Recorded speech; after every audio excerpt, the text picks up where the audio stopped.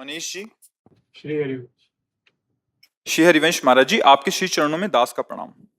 महाराज जी, गुरु के हृदय की संपत्ति, उनके हृदय का प्रेम शिष्य के हृदय में कैसे प्रकट हो?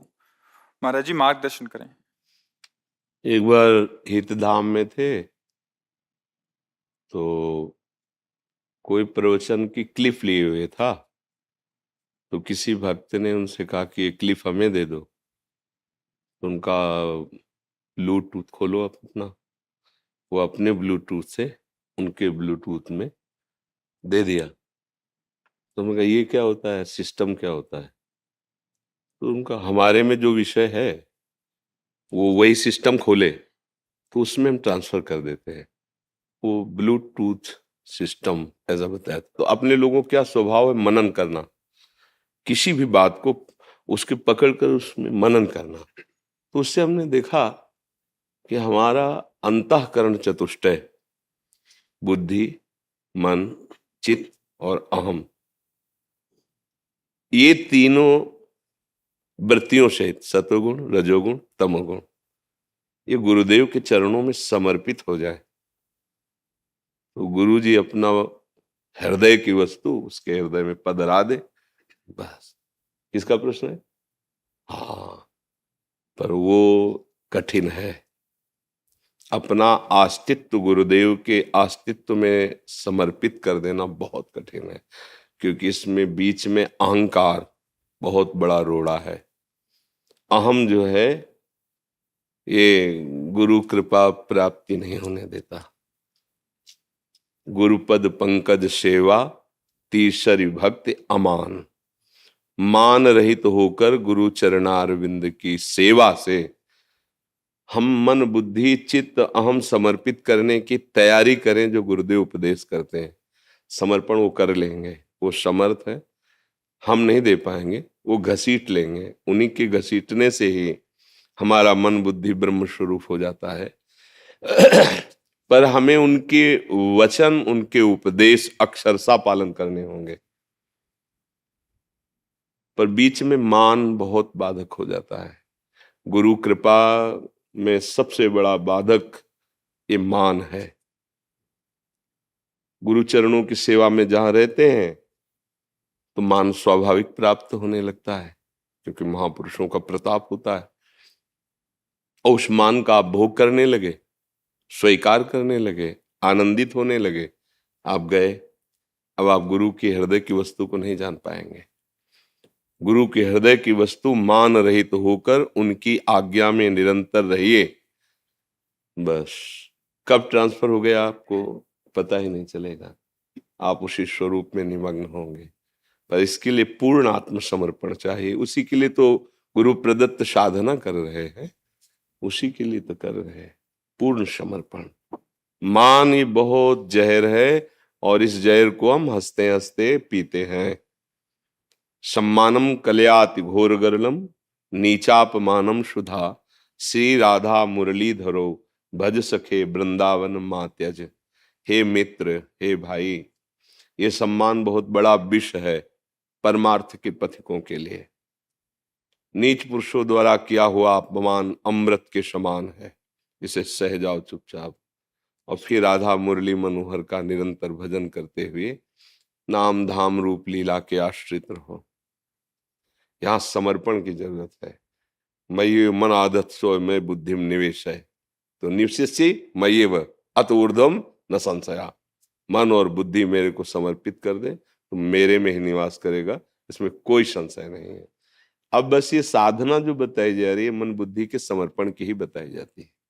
जितनी भी साधनाएं हैं, चाहे योग हो, चाहे सांख्य हो, ज्ञान हो, भक्ति हो, सबका उद्देश्य एक ही है कि चित्त वृत्ति का निरोध करके प्रभु में एकाग्रता पूर्वक निरंतरता बनाए हुए समर्पित कर दे।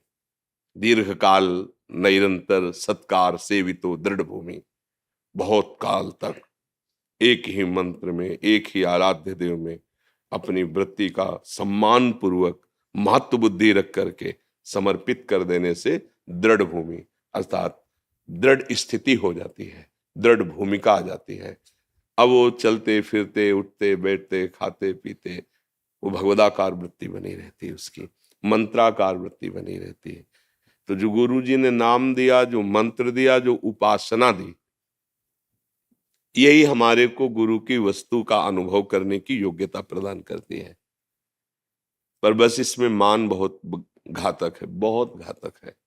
प्रायः आ ही जाता है, यहां तक आ जाता है कि गुरु से होड़ लगाने लगते हैं, आपसे ज्यादा तो मेरे, बस वो जहां जहां मान आया नष्ट कर देता है, नष्ट कर देता है। गुरु की पदवी प्राप्त करने के लिए कई ऐसी जगह प्रमाण मिले, गुरु को जहर दे दिया, गुरु को मार दिया। इतिहास साक्षी पढ़ के देखो। अगर मान रहित होकर गुरुदेव की सेवा की जाए तो कुछ पढ़ने लिखने की जरूरत नहीं, सब कुछ गुरुदेव की कृपा से हृदय में प्रकाशित हो जाएगा। महाभारत में प्रसंग आता है कि वर्षा ऋतु थी, शायद उपमन्यु जी उनका नाम था। तो गुरुदेव ने कहा कि कुछ अन्न की क्यारियां हैं, उनकी क्यारियां फूटने न पावे, तो उनमें जल भरा रहेगा तो अच्छा अन्न पैदा होगा, जिससे यज्ञ आदि में सहयोग मिलेगा। आप जाइए, रात्रि का समय, खेत की मेड़ नहीं टूटनी चाहिए। तो एक जगह उन्होंने बहुत प्रयास किया, मेड़ टूट रही थी, तो मिट्टी गीली होने के कारण वो रुक नहीं पा रही थी, और तो सब बांध दिया था। सोचा गुरु आज्ञा का उल्लंघन हो जाएगा अगर पानी निकल गया तो, मिट्टी रुक नहीं रही, तो अपने देह को रख दिया ऐसे, और वो गीली मिट्टी तो सेट हो गई। अब अगर उठते तो मेड़ टूट जाती, तो अब पूरे शरीर को उसमें मेड़ में से।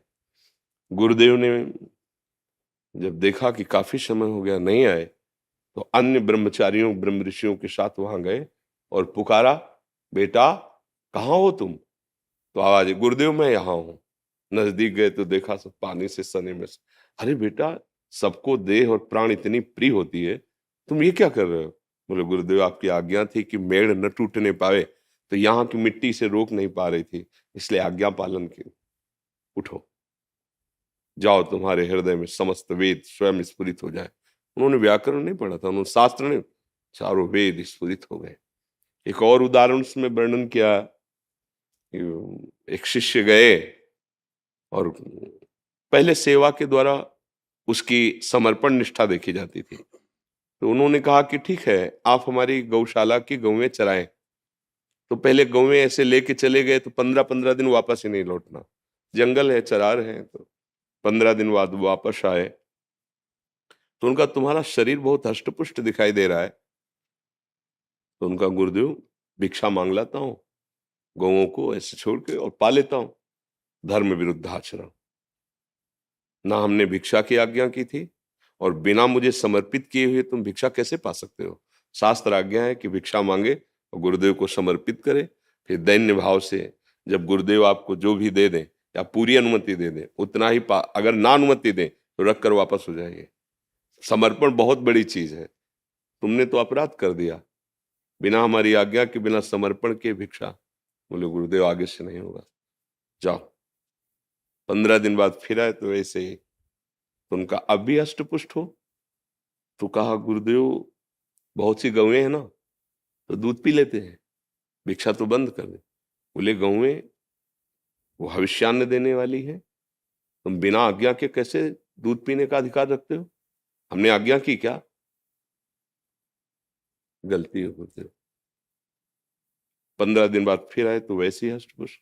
फिर तुम्हारे शरीर की चर्बी सूखी नहीं अभी? तो गुरुदेव जो बछड़े दूध पीते हैं ना, उनका फेन गिरता है, बछड़े बड़े दयालु हैं, वो अधिक गिरा देते हैं। ये आदेश हमने कब किया?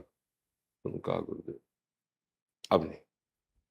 एक दिन बहुत भूख लगी, हम न दूध पी रहे थे न भिक्षा मांग रहे थे, उनको ज्ञान था नहीं।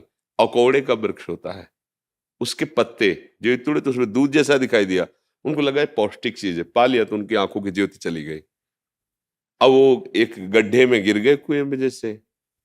अब गायें जब वापस गई तो वो साथ नहीं थे, तो उनको ढूंढने के लिए निकले, उनका नाम पुकारते रहे। आवाज आई कुएं से, गुरुदेव मैं यहाँ पड़ा हूं। कैसे कैसे पड़े हो? गुरुदेव बार बार भूख ने मुझे व्याकुल कर दिया था, तो पता नहीं मैं किसका पत्ता खा लिया कि बोले, समझ गए कि ऐसे अकोड़े। उन्होंने मंत्र दिया, इस मंत्र का उच्चारण करो। जे ही उच्चारण किया तो साक्षात अश्विनी कुमार आ गए। देव जो वैद्य हैं, दोनों अश्विनी कुमार, उन्होंने एक दिव्य औषधि के द्वारा पुआ तैयार किया और कहा पालो। बोले अब जिंदगी में नहीं। गलती पे गलती होती गई, हम गुरु आज्ञा का उल्लंघन करते गए, अब नहीं। आंखें नष्ट हो जाए या प्राण नष्ट हो जाए, जब तक मेरे गुरुदेव आज्ञा नहीं करेंगे तब तक इस जबान में कुछ नहीं रखूंगा। तो उनका गुरु को भी अगर आवश्यकता होती तो हम देव वैद्य हैं उनका, तो वो अपने गुरु से थोड़ी आज्ञा लेते हैं। हम खुद इस समय आपको आज्ञा करते हैं, हम देवता भी हैं, वैद्य भी हैं, और तुम्हारी औषधि है ये, तुम पा लीजिए। बोले प्राण त्याग दूंगा लेकिन अन्य किसी की आज्ञा नहीं, केवल गुरुदेव की आज्ञा। तो प्रसन्न हुए, पा लीजिए। तुरंत ज्योति हुई और करुणा करके जे स्पर्श किया, सारा ज्ञान उनके हृदय में प्रकाशित हो गया। आदि गुरु भगवान शंकराचार्य जी की तन सेवा में श्री त्रोटकाचार्य जी जो हुए हैं, वो सेवा तन सेवा में रहते थे। उनके वस्त्र धोना, लंगोटी धोना, ऐसा कोई वेद ये सब नहीं पढ़े थे, सेवा में रहते थे। तो जो और शिष्य थे वो बड़े सब विद्वान। तो एक दिन किसी शिष्य ने कहा कि प्रभु इस ब्रह्म सूत्र की व्याख्या कर दीजिए। तो उनका त्रोटक आ जाए तो वो भी बैठ जाएंगे फिर कर। बोले प्रभु उनको क्या सुनाना, क्योंकि पढ़े लिखे नहीं। बोले उनसे तो अच्छा है कि वृक्ष को सुना दे, क्योंकि वो देखते थे केवल गुरु सेवा में मगन, कोई शास्त्र स्वाध्याय ये सब नहीं कर। भगवान शंकराचार्य जी ने कहा गुरु सेवक को ऐसी दृष्टि से देखते हो? पहले कहा आगे, उनका बेटा इस ब्रह्म सूत्र की व्याख्या करके सुना। सारे वेद स्फुरित हो। गुरु कृपा ही केवलम, वो कब होती है? जब बिल्कुल आत्मसमर्पण। तो पढ़ना लिखना जो ज्ञान होता है वो कितना भी करो वो एक सीमित होता है, लेकिन गुरु कृपा असीम तत्व का जो बोध कराती है, केवल गुरु कृपा ही केवलम। इसीलिए ध्यान मूलम गुरु मूर्ति, पूजा मूलम गुरु पदम, मंत्र मूलम गुरु वाक्यम, मोक्ष मूलम गुरु कृपा। दैन्य होकर सदगुरुदेव के चरणों का आश्रय ले ले तो तत्व ज्ञान, भगवत प्रेम जब ये दुर्लभ नहीं तो लौकिक सुख की बात क्या है, लौकिक पारलौकिक सुखों की बात क्या है। इसलिए मान रहित होकर गुरुदेव का आश्रय ले। गुरुदेव के वचनों को ही, हम शास्त्र के शब्दों को नहीं समझ सकते, तो सरल शब्दों में उनका सार गुरुदेव बताते हैं, उनकी बात मान ले। बात मान लेना ही स्थिति को जागृत कर देना है।